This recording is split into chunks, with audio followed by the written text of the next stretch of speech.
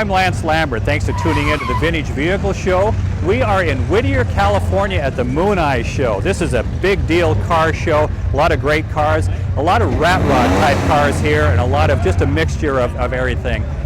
This is a big deal to us today because this is the 300th episode of the Vintage Vehicle Show. 300 episodes we have done since 1993. We would not have been able to do it without your support. Thank you very much. When we started, we were on 1 station. Now we're on 42 stations. It's been a great ride and continues to be. So with your support, I'll come back and talk to you about this again in the 400th episode. In the meantime, let's take a look at some great cars here at the Mooneyes Car Show.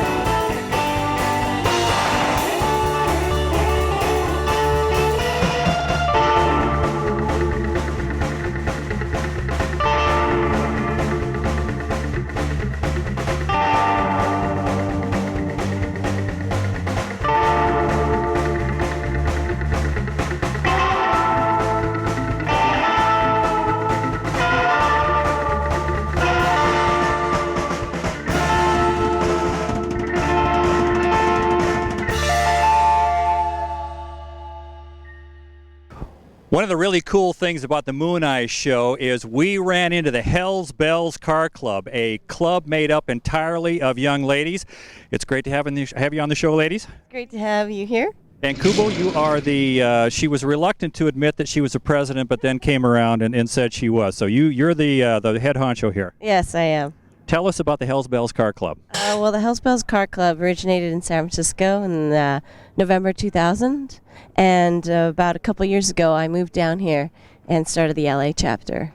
So there are chapters here, San Francisco and... Seattle. Seattle, that's great. And alongside of you, a young lady here is... Heidi. And Heidi, what is your part in the club? I am treasurer and general dork. I don't know. So she's the one that every month when there's a treasurer's report, just mysteriously the bank account is empty? Oh, no, I'm a good dork. I have all the paperwork intact. And the next young lady that I'm going to introduce you to is very, very special. And the reason she's special is she has excellent taste in automobiles. Tell us your name and what you drive. My name's Emily, and I drive a 1960 AMC Rambler American. All right, Rambler American, a wise woman. And you are? I'm Debbie, and I drive a 65 Ford Falcon. Would that be the one that our rear ends are all over back here? It's the one that everybody is leaning on. And you are? I'm Barbara. I drive a 1964 Galaxy. And that's off in the distance somewhere. It's about a block away. I couldn't make it in. So tell me about the Hells Bells Car Club. An all-girl car club is really cool. That's a great idea. But you're just lovers of cars, and you fix them up and turn the wrench and do everything? Oh, yeah. We work on our own cars, pretty much, or we exchange ideas and how to get them fixed or how to do things. And we all wrench and try to figure it out and make them keep running. Some clubs, they are so such a group that they just travel around together and do everything together. And some clubs are just kind of spread all over, and occasionally they get together. Where does your club fall in this? A little bit of both. We're all busy, but we all make time at least once a month to have a meeting and hang out and host events and do stuff. So we go out to car shows pretty regularly and hang. We're not attached at the hip, but we stay close by. I know there are other car clubs all over the country, but also in the California area that are made up primarily of women. Is that correct? That's right. You want me to name some? Sorry. Oh, let's see. There's the Radiator Hose, the Black Widows, the Pistol Packing Mamas, Pedal pushers. Pedal Pushers. Was it the Hell's Kittens? I understand somebody standing here is a prospective member. Is that correct? It's me. Yes, I am. So what's it take to be a Hell's Bells? What are they putting you through? You get hacks at every meeting, and Well, there's no hazing involved so far. It's just going to a lot of shows and just the same general interest in cars and not wanting to be the pretty girl in the passenger seat, but actually, turning the wrench and getting oil under your nails. if there was a viewer, a female, who wanted to get involved with a female car club, what kind of advice would you give them? Well, you have to drive an old car, and just having the interest and being willing to get dirty. Because to me, that's really what makes, a person that would want to be in a car club is, willing to get down and dirty and take your car apart, and because it gives you a lot of pride in your car and your work, when you do it yourself. So is it a point of pride that you don't call up some guy and say, hey, I'm trying to put the starter in my 54 Ford, how do I do it? Absolutely. Definitely.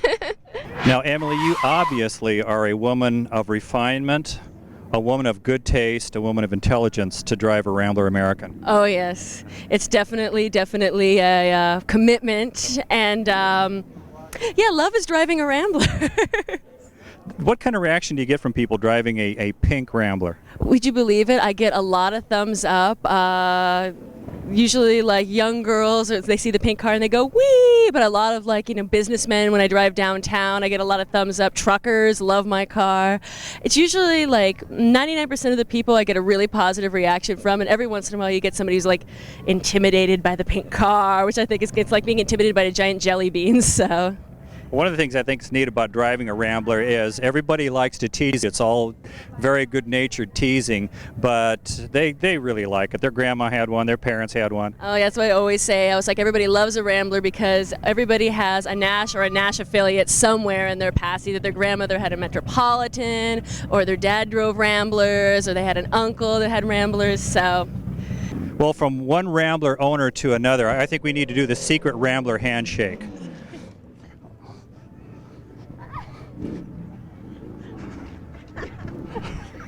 That was it, trust me. Kubo, a 1962 Imperial. This is pretty cool. Yes, it is. It's my baby, my newest baby. And tell me about the acquisition of this and the future plans for it. Well, I acquired this from a friend who had to sell it because they were having a baby. So he gave me a great deal, but it couldn't really stop and couldn't really go because it needed a new gas tank, I just basically rebuilt the wheel cylinders in the rear and replaced the gas tank. And slowly but surely been making it so you can make it roadworthy. And soon we'll have some interior work and other little things. But I put new tires, some Krieger rims, we'll spice it up a little bit. There's not many car clubs out there that have a car within the club that'll hold every member of the club at the same time. Oh yeah, this will hold 6 people comfortably, and about 6 people in the trunk, because it's got a huge trunk. Kubo, there's one thing that I want to share with you is I have magical powers. All right, like Houdini? It'll be exactly like Houdini, because if you help me, we're going to count to 4, and at number 4, the website address for the Hells Bells is going to appear on the screen. You ready? All right. 1, 2, 3. 4. If you are interested in finding out more about the Hells Bells Car Club, whether you're in the Los Angeles area, the San Francisco area, or the Seattle area, or you just want to know more about them, go to that website. You'll get in touch with Kubo. She will steer you straight on this. Kubo, thank you very much for being on the show. Thank you. All right.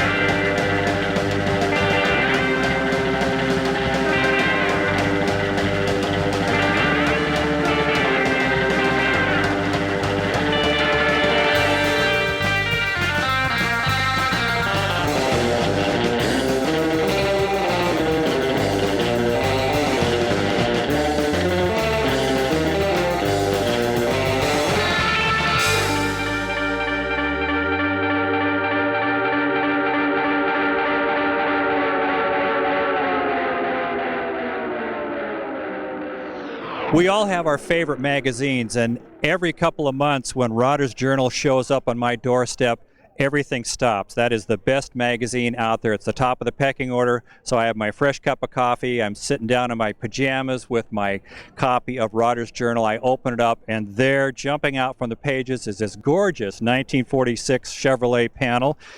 Larry Fitor, tell us about this car. Well, I've owned this car 2 times. I originally bought it as a roller in 1969 when I was 19 years old, and basically had to wire it and drop the engine in it and get it back running. It was a well-known car. It's looked like this since 66. It was originally built by a guy named Glenn Reyes over in Baldwin Park. So everybody knew the car. And he used to race it at Irwindale and around, and I bought it for a whopping $550 and got a fresh rebuilt 327 4-speed, you know, the same engine that it had in it, but it was all freshened up. And so then a whole lot of time passed by, right? Right. I had the car for about 3 years. I got it running 69, sold it sometime in 71. Sort of loosely kept track of the car. I kind of knew where it was. And that, like 14 years later, I get a phone call from one of my buddies, and he says, hey, guess what I just bought? I bought your old sedan delivery. I went over and looked at it, and sure enough, it was it, but it was all red primer, and all my gauges were gone, and the intake manifold was gone, and it didn't. The wheels were changed, and it didn't look like it at first until I started checking it out, and I recognized, a lot of the stuff that I did to it. About 2 months later, he calls me up and goes, "Hey, you want to buy that panel back?" And I go, "Yeah." As time went by and the gasser look went away, and now it's kind of coming back, you wanted to duplicate what you had back then, or did you give any thought to, okay, let's drop this thing in the weeds? And no thought at all. I always, when I bought the car back, I knew eventually it was going to go back, looking like it was, just refined a little bit better. It was always a pretty nice car. It always had good interior and so forth, but, I wanted the Hella brands and, more power, of course. Just a little more detail about the running gear on it. Well, right now it's got a stroker small block. It's 396 cubic inches. Originally I had a 327 in it back in the day, and it was fast. But, it's got a Muncie 4-speed in it, 57 Pontiac rear end. It's fairly light, weighs 2980. That's, under 3,000 pounds, so it runs pretty good. Well, Larry, it's a beautiful car. Thank you for taking the time to talk to us, and I look forward to the next magazine I get with this car in it. All right. Thank you very much. Thank you.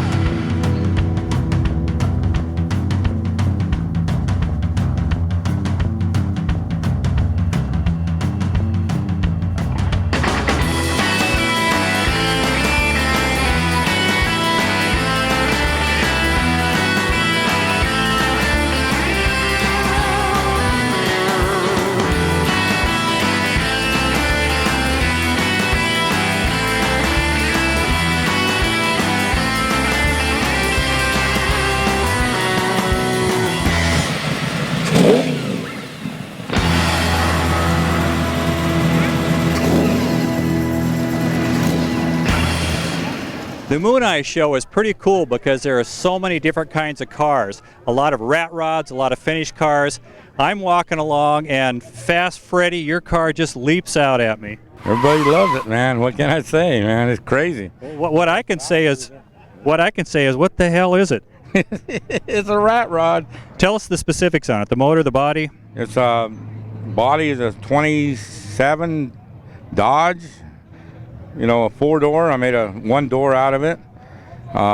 It's a Cadillac. It's a 472 Caddy, and I made it look like a Hemi. I put 8 carburetors on it. What kind of reaction did you get today when you drove in here? This car, out of all the cars at the show today, which are about 500, this car is drawing more interest than any other car. I took it to Vegas. I took the show. Went to Vegas about 2 months ago. It was on Discovery on channel. It was going crazy already. You know, people they cling to it. You know, they shake my hand and everything. Unbelievable. You know? How's it drive?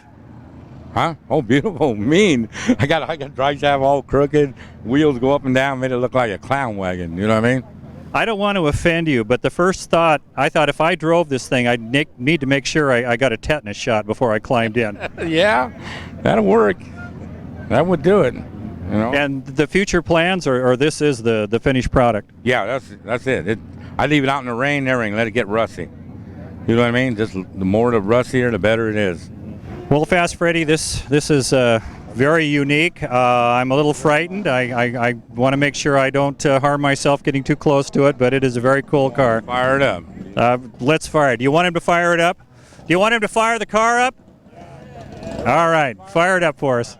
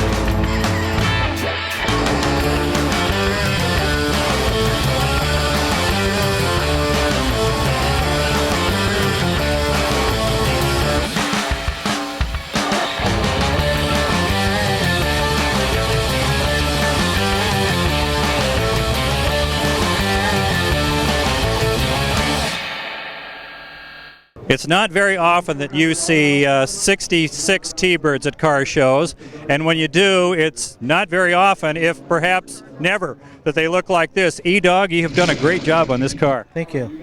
Tell us a little bit about the car. Well, like you said, it's a 1966 T-Bird, Landell top. Actually, it would be a 65 and a half because it's got the front clip of a 65 and the rear of a 66. I did all the paint and body work myself, all the upholstery, interior. It's got a 390. It's board 30 over. I do a lot of custom automotive painting, so this is kind of what I do. One of the things that's the Mooneyes show is known for is the artists that show up here. They do some of their work while they're here. They sell some of their work, donate some of their work. This is your work. This is quite an easel. How has this been accepted by people looking at it? Oh, they love it. You know, I get a good response from people on it, and they like it.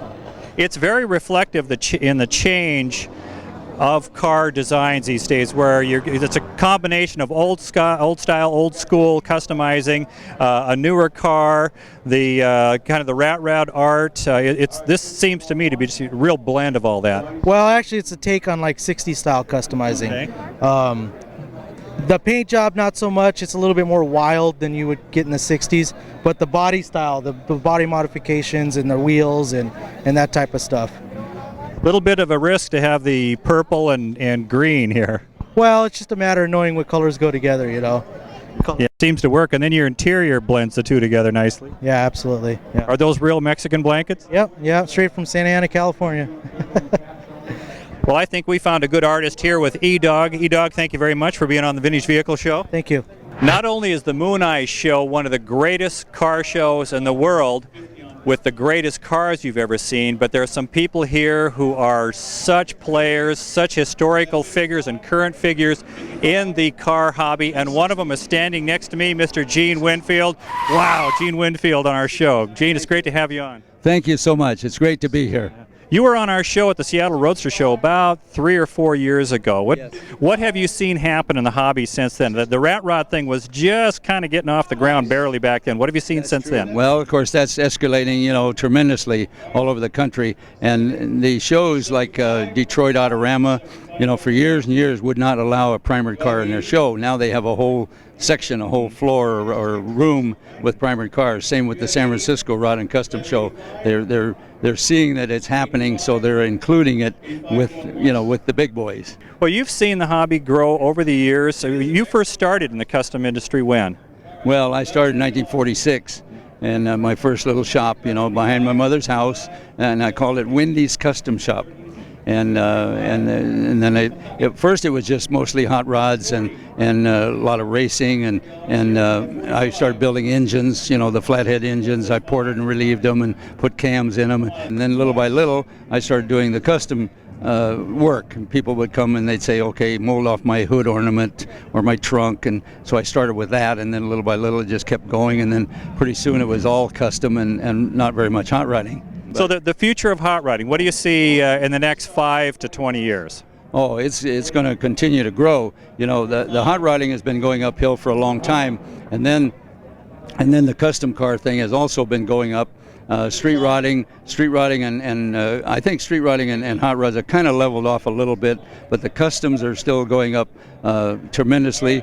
And also the what we're calling rat rods, the primered cars, Well, Gene, it's a pleasure having you on the Vintage Vehicle Show. Thank you so much. It's a pleasure. Thank you very much for tuning into the show today. We've had a great time here in Whittier, California at the Mooneyes Car Show. And what we have had a really good time doing is being on the air for you for 300 shows. As I mentioned at the opening, this is the 300th episode of the Vintage Vehicle Show. We've been on the air since 1993. Couldn't have done it without you. Thank you very much, and see you next week for show number 301. See you then. Bye-bye.